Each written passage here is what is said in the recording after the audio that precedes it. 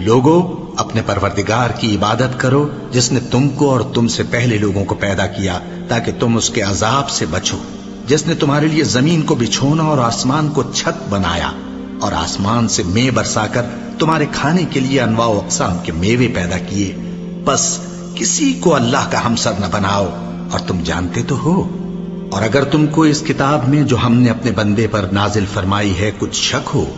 تو اسی طرح کی ایک صورت تم بھی بنا لاؤ اور اللہ کے سوا جو تمہارے مددگار ہوں ان کو بھی بلا لو اگر تم سچے ہو۔ پھر اگر ایسا نہ کر سکو اور ہرگز نہیں کر سکو گے تو اس آگ سے ڈرو جس کا ایندھن آدمی اور پتھر ہوں گے اور جو کافروں کے لیے تیار کی گئی ہے۔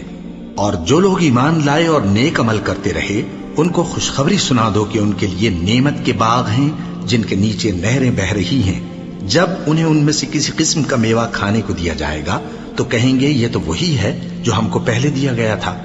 اور ان کو ایک دوسرے کے ہم شکل میوے دیے جائیں گے اور وہاں ان کے لیے پاک بیویاں ہوں گی اور وہ بہشتوں میں ہمیشہ رہیں گے۔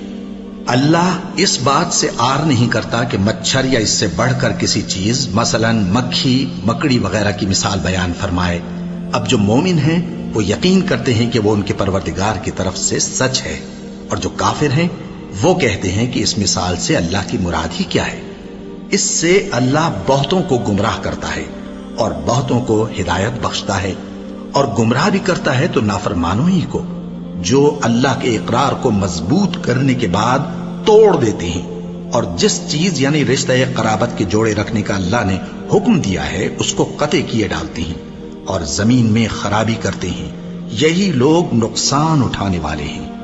کافرو، تم اللہ سے کیوں کر منکر ہو سکتے ہو؟ جس حال میں کہ تم بے جان تھے تو اس نے تم کو جان بخشی، پھر وہی تم کو مارتا ہے، پھر وہی تم کو زندہ کرے گا، پھر تم اسی کی طرف لوٹائے جاؤ گے۔ وہی تو ہے جس نے سب چیزیں جو زمین میں ہیں تمہارے لیے پیدا کی، پھر آسمانوں کی طرف متوجہ ہوا تو ان کو ٹھیک ٹھیک 7 آسمان بنا دیا، اور وہ ہر چیز سے خبردار ہے۔ اور وہ وقت یاد کرنے کے قابل ہے جب تمہارے پروردگار نے فرشتوں سے فرمایا کہ میں زمین میں اپنا نائب بنانے والا ہوں۔ انہوں نے کہا کیا تو اس میں ایسے شخص کو نائب بنانا چاہتا ہے جو خرابیاں کرے اور کچھ تو خون کرتا پھرے؟ اور ہم تیری تعریف کے ساتھ تسبیح و تقدیس کرتے رہتے ہیں۔ فرمایا میں وہ باتیں جانتا ہوں جو تم نہیں جانتے۔ اور اس نے آدم کو سب چیزوں کے نام سکھائے، پھر ان کو فرشتوں کے سامنے کیا اور فرمایا کہ اگر سچے ہو تو مجھے ان کے نام بتاؤ۔ انہوں نے کہا تو پاک ہے، جتنا علم تو نے ہمیں بخشا ہے اس کے سوا ہمیں کچھ معلوم نہیں،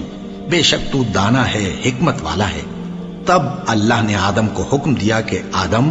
تم ان کو ان چیزوں کے نام بتاؤ۔ سو جب انہوں نے ان کو ان کے نام بتائے تو فرشتوں سے فرمایا کیا میں نے تم سے نہیں کہا تھا کہ میں آسمانوں اور زمین کی سب پوشیدہ باتیں جانتا ہوں، اور جو تم ظاہر کرتے ہو اور جو پوشیدہ کرتے ہو سب مجھ کو معلوم ہے۔